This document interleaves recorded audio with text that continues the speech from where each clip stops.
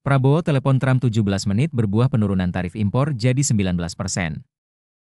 Pemerintah Indonesia telah melakukan negosiasi dengan Amerika Serikat terkait tarif perdagangan kedua negara. Tarif impor sebesar 32% yang diberlakukan Amerika Serikat terhadap barang-barang dari Indonesia turun menjadi 19%. Melalui sambungan telepon, Prabowo berkomunikasi langsung dengan Trump selama hampir 17 menit pada Selasa 15 Juli 2025 malam. Kepala negara pun memposting foto saat menelepon Trump di media sosial Instagramnya. Saat tiba di Indonesia usai lawatan luar negeri, Presiden pun menjelaskan mengenai negosiasi tarif dagang dengan AS. Menurut Presiden, negosiasi dengan orang nomor satu di AS tersebut terbilang alot. Trump, kata Prabowo, tergolong negosiator keras. Saya bicara dengan Presiden Donald Trump. Alhamdulillah juga, berunding dengan alot, akhirnya ada kesepakatan, kata Prabowo di Pangkalan Udara Halim Perdana Kusuma, Jakarta, Rabu, 16 Juli 2025. Meskipun itu, perundingan tersebut, kata Prabowo, akhirnya menghasilkan kesepakatan. Trump memahami keinginan Indonesia, begitu juga sebaliknya. Trump kemudian menurunkan tarif impor menjadi 19%. Sementara itu, berdasarkan unggahannya di Truth Social, Trump menyebut hasil negosiasi tersebut, Indonesia akan membuka pasarnya sepenuhnya untuk produk AS, membeli 15 miliar dolar energi, 4,5 miliar dolar produk pertanian, dan 50 pesawat Boeing. Selain itu, ekspor AS ke Indonesia bebas tarif, sementara ekspor Indonesia ke AS dikenai tarif 19%. Prabowo mengatakan keinginan perdagangan dari AS tersebut sebenarnya juga terkait dengan kebutuhan dalam negeri. Oleh karena itu, Indonesia bersedia untuk membeli sejumlah barang dari AS mulai dari produk pertanian, migas hingga pesawat. Jadi akhirnya terjadi pertemuan dua kepentingan. Kita juga butuh. Sebagai contoh, kita masih impor BBM, kita masih impor gas, kita masih perlu impor gandum, kita masih perlu impor kedelai, dan sebagainya.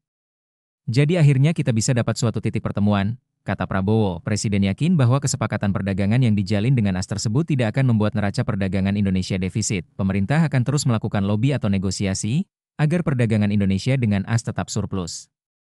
Ya, kita terus akan. Namanya hubungan dagang itu terus-menerus kita negosiasi, katanya. Sementara mengenai pembelian pesawat tersebut, kata Prabowo, bertujuan untuk membesarkan maskapai Garuda Indonesia. Presiden mengatakan maskapai Garuda Indonesia merupakan kebanggaan bangsa. Garuda lahir dalam Perang Kemerdekaan Indonesia, sehingga harus menjadi lambang Indonesia. Pesawat Boeing yang merupakan pabrikan AS tersebut, kata Prabowo, cukup bagus. Meskipun demikian, Indonesia juga akan tetap membeli pesawat pabrikan Eropa, Airbus. Pesawat Boeing juga cukup bagus. Kita juga tetap dari Airbus, katanya. Prabowo menjelaskan bahwa kesepakatan perdagangan dengan AS tersebut merupakan hasil kalkulasi yang matang. Dalam negosiasi, kata Prabowo, ia menempatkan kepentingan rakyat Indonesia sebagai prioritas. Ia tidak ingin hambatan perdagangan membuat banyak masyarakat Indonesia kehilangan pekerjaan. Semua sudah kita hitung, semua kita berunding, kita juga memikirkan yang penting bagi saya adalah rakyat saya. Yang penting saya harus melindungi pekerja-pekerja kita, walaupun kita juga punya sikap, ini tawaran kita nggak mampu memberi lebih, katanya.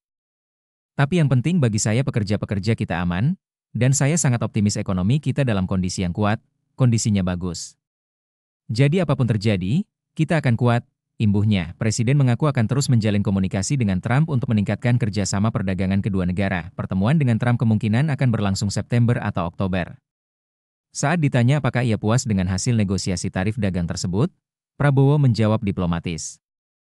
Ya, kalau puas ya 0%, pungkasnya sambil tertawa. Memahami apa itu tarif Trump dan dampaknya bagi Indonesia, kebijakan perdagangan internasional Amerika Serikat sempat mengalami perubahan besar selama kepemimpinan Presiden Donald Trump. Salah satu kebijakan yang menimbulkan dampak luas adalah penerapan tarif impor tinggi terhadap berbagai negara mitra dagang, yang kemudian dikenal luas sebagai tarif Trump.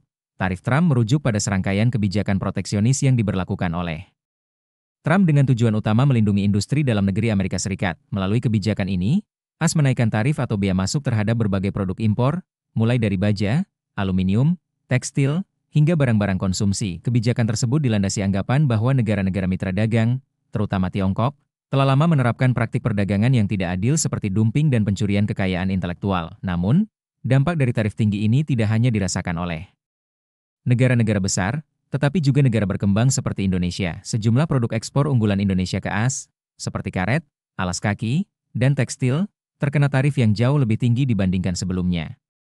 Hal ini mengurangi daya saing produk Indonesia di pasar Amerika dan menekan kinerja ekspor nasional. Pemerintah Indonesia pun melakukan berbagai upaya diplomasi dagang untuk menegosiasikan kembali tarif tersebut. Salah satu hasil terkini dari negosiasi ini adalah keberhasilan menurunkan tarif impor dari sebelumnya 35% menjadi 19%, yang dinilai sebagai capaian strategis dalam memperbaiki posisi Indonesia di pasar AS meski awalnya memicu ketegangan global dan gejolak pasar. Pelonggaran sebagian tarif ini menunjukkan bahwa pendekatan negosiasi bilateral masih memungkinkan untuk mengatasi kebijakan proteksionis. Istilah tarif Trump kini tidak hanya menjadi catatan dalam sejarah kebijakan ekonomi AS, tetapi juga menjadi simbol dari perubahan lanskap perdagangan global yang semakin dinamis dan penuh negosiasi.